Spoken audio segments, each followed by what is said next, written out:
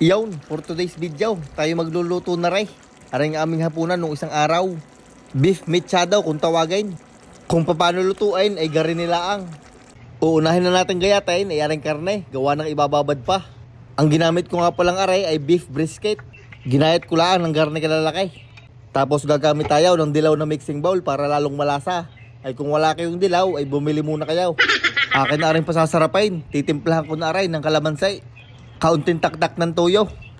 Mga 2,422 na pamintang durog-durog. Worcestershire sauce, kaunti laang.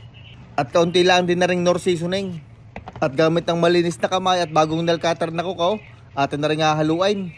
Lalamas-lamasin lang natin yan para lumasa. Amuyin nyo lang at pag yan ay mabango na ay ayos na yan. Ibababad lang natin na rin ng mga 2 hanggang 4 na oras.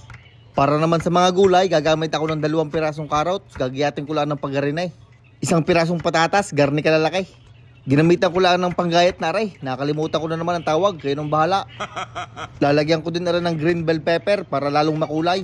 Tinanggalan ko lang ng butaw at ginayat ng papagarnay. Para naman sa panggisa, nagayat lang ako ng kalahating sibuyas na puti. 1 ulo ng bawang, ginayat ko ng pinong-pino. At 2 pirasong kamatis, ginayat ko lang ng pagayaan. At yan, ready na ng ating mga sangkap. Nagayat na ang dapat gayatin at natimplahan na din ang mga dapat timplahan. Kaya simulan na natin, lutuin na rin. Nagsalang na ako ng kawali sa kalan. Stainless pan nga pala ang gamit ngayon.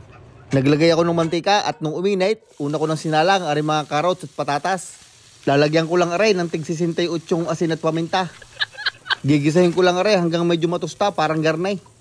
Ang sunod ay aring bell pepper. Gigisahin ko lang rin ng saglitan, hindi ko na palalasahan. Pagkatapos sa mga gulay, arin naman karne ang ating ipiprito. Isinalang ko lang ang mga redinay, isa-isa. Pinagkasya ko na nga lahat din lapat-lapat para tayo makaalis na. At pagkalipas ng kulang-kulang 2 minuto, ay babalik ta rin ko na rin. At paggaya ng itsura ng karne, ay atin na nga hanguin. Dini pa rin sa kawaling aray, wala nang hugasan at nandiyan ang lasa. Naglagay ako ng 1 kutsarang margarine at ilang pirasong aswete, pampapula. At nung pumulo na ay tinanggal ko lang ang mga butot, hindi kasali yan. Una ko nang ginisa, aring bawang. At hindi katagalan ay isinunod ko na rin aring sibuyas. Dinagdagan ko pa nga ng kaunti ang sibuyas para mas masarap. At maya-maya pa nilagay ko na rin aring mga kamatis. Ilalagay ko na rin aring tomato paste para sabay na yung malutaw. Gigisahin ko lang aray hanggang malamog na yung kamatis, parang garnay. Bago sa atin ang isa sa uli yung ating karneng ipinritaw. Hinagisan ko na rin ng 3 pirasong laurel. Akin lang rin gigisahin para lalong kumabit ang lasa. Siguro yung mga 3 minuto pwede na. Saka ko naman tutubigan ng garne karamay.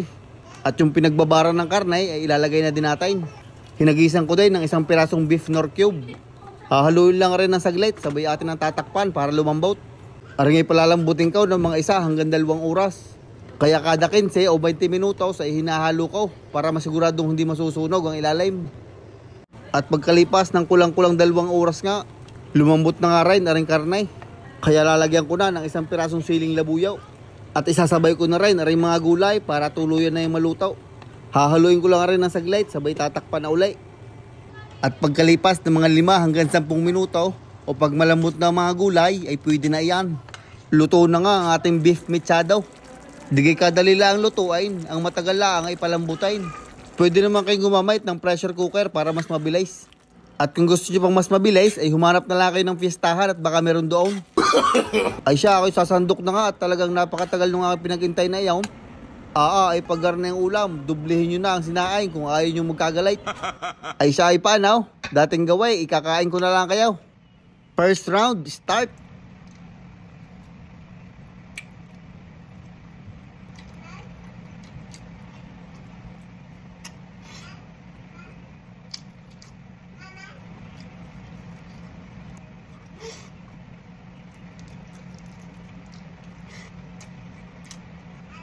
Ay mukhang may kakain na naman pagkatapos mag voice over.